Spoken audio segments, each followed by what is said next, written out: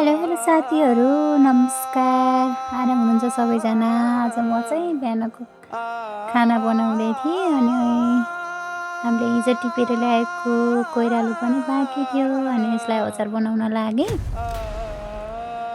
Organic खासै धेरै सामानहरू पनि नचाहिने सिम्पल टाइपको अचार बनाउन एकदमै सजिलो छ। आउनुहोस् बनाऊ है त। कोइरालोलाई उसिन्ने सँगै आलु पनि उसिन्ने अनि प्याज अनि हरियो धनियाँ प्याजको पत्ताहरू जे छ काटकुट पारेर राख्ने अनि तिलको छोप।